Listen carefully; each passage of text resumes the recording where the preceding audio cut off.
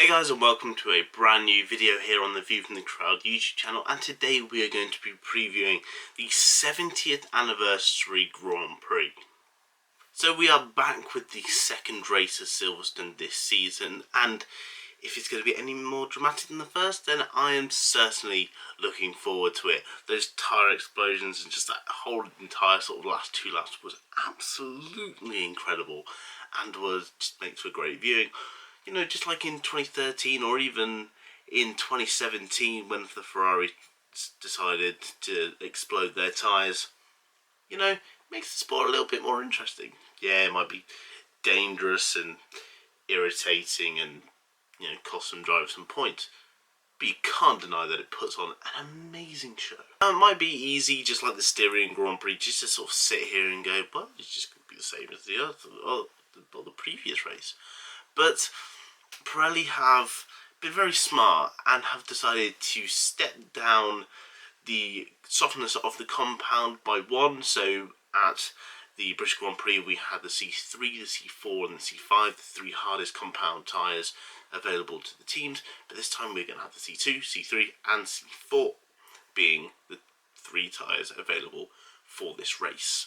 Now this makes this race very interesting because for once we actually might have a two-stop strategy, you know, because as we saw last weekend, those mediums aren't going to take you, 40 laps, not even the C5 tyre that was meant to do 40 laps, just about did 40 laps for some drivers, so we're going to be seeing maximum maybe around 25 to 30 laps on those tyres, and then we're going to probably see only around 10 to 15 on the C3 tyre, and then probably even less than that on the C2.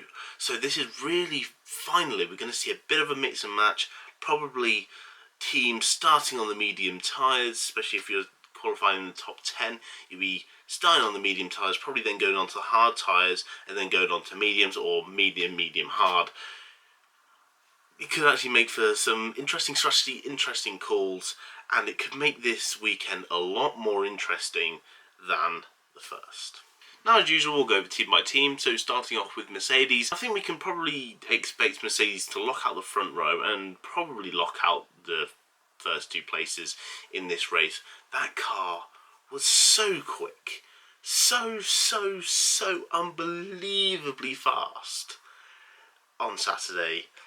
It just blew the rest of the field away, and I can't see, with a step softer compound, why they're not going to do that again. It is incredible. Now on to Red Bull. If Red Bull have any chance of beating Mercedes this weekend, it's going to be on strategy. Expect them to be very aggressive with their strategy, not very conservative. They want to give it their all and make sure to keep Mercedes under pressure for as much of the race as possible. This could see them starting on the soft tyre, but I don't see that being a viable option because I think those tyres are just going to absolutely die within a matter of laps. I think we'll see, similar to what we saw in Hungary, the tyres, that soft tyre is just going to absolutely degrade and just fall away within a matter of laps. Therefore, probably starting on the mediums will also be the best strategy for Red Bull, but then probably go a more aggressive, medium, then hard. But if they feel it in practice and they feel that the hard tyre is going to do well for them, then they could very much go long. They could go medium, hard, go really deep into the race, then see if they can keep their options open. Maybe the soft tyre will come to them at the end of the race, or they'll just switch onto a set of mediums and make it comfortably to the end of the race. The thing I do need to say about Red Bull is that we need to see big improvements from Alex Albon this weekend. 2 races in a row now he's failed to get into Q3. That has got to be his minimum target. He is struggling with the setup on that car. He seems to just not be very comfortable with it. I wonder where we've heard this one before. But yeah, that car does seem to be very much designed around Max and his sort of way of driving, and Alex really needs to start finding a decent middle ground to start competing back at the front again, because recent performances just haven't been good enough. Done well in the race, did a great recovery drive, but quality needs to be much better to give him a better shout in the race. Let's go into the team in the third place in the Constructors' Championship, McLaren. you know, they actually showed some very good race pace, you know, and very good quali pace. You know, Carlos Sainz did an amazing job until his tyre went. Lando Norris was very solid in his race. He was, you know, unlucky to lose out to Daniel Ricciardo, who's caught up in Sainz's sort of dirty air and cost him quite a bit of time. And Ricciardo was able to make his way past. But it's more encouraging than what we've seen from more lower downforce tracks in Austria and Styria. McLaren were really not up to scratch compared to the likes of Racing Point and Renault, but you know, now they seem to have found something. They've been able to click, and I think, you know, with the sort of the varying strategy calls and, you know, the pace that they were showing, I think we could see a very interesting race from McLaren. You know, possibilities of 5th, 6th, maybe 4th place finishes in this race, and I think, you know, this could be a really interesting race, especially for the entire midfield battle as a whole. You know, last weekend did show that that midfield battle is incredibly intense, incredibly tight, and yeah, we could probably see a good few surprises from there. As I said, with McLaren Ferrari, well, mainly Charles Leclerc showed good race pace. You know, managed to get P3, an amazing job for him. Got a bit lucky with the puncture, of course, but still was driving a very productive race in P4 up until that point. You know, he was keeping Sainz off behind him, wasn't really making much sort of inroads on Max ahead, but you don't really expect that from this Ferrari, considering how down on power and just how much drag on that car. But still encouraging to see from Ferrari that, at least with Charles Leclerc, they can compete in the races, and I think, yeah, like McLaren, we're going to see another good race performance from Charles Leclerc. I think he can do a great job. It's just, can he get another brilliant qualifying position? Of course, we all know that Charles is a great driver, and to be honest, I believe he can do that. Now to Racing Point, they'll be really hoping for a much better race than they had at the British Grand Prix. You know, Nico Hulkenberg didn't even start the race, and Lance Stroll just was, you know, his car seemed to die a death, and he was just not on the pace of the midfield, and he was just dropping back and was very lucky to get any points whatsoever in that race. I think we can expect to see better things from Nico Hulkenberg in this race. You know, he was very much rushed into that car last weekend, and I think this weekend we're going to see much better from him. He's going to be more comfortable in the car. He's had, you know, a weekend's worth of experience. The race would have done him a lot better. You know, that's 52 laps of experience in that car, which he doesn't have going into this race, but I think he can give it a real shot. You know, I'm hoping we're going to see a very good qualifying pace from him. You know, that Racing Point isn't a slow car. You know, we all know that a Racing Point isn't a slow car. It's very quick.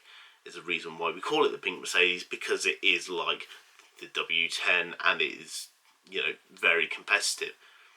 But yeah, I think we could see some good qualifying performances from Lance Stroll and Nico Hulkenberg. 2 Q3, you know, places would be very good for them. I probably don't see it from Nico Hulkenberg. I think, you know, it's only a second race. You can't really expect too much on him when he's been out for so long.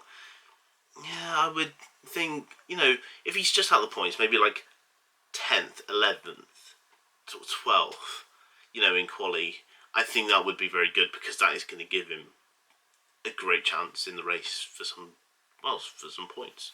On to our Tauri now. Pierre Gasly had a brilliant race, really seemed to find his form. You know, they don't have some great raw pace, but their race pace seems to be very promising, and Pierre Gasly seems to be loving this car.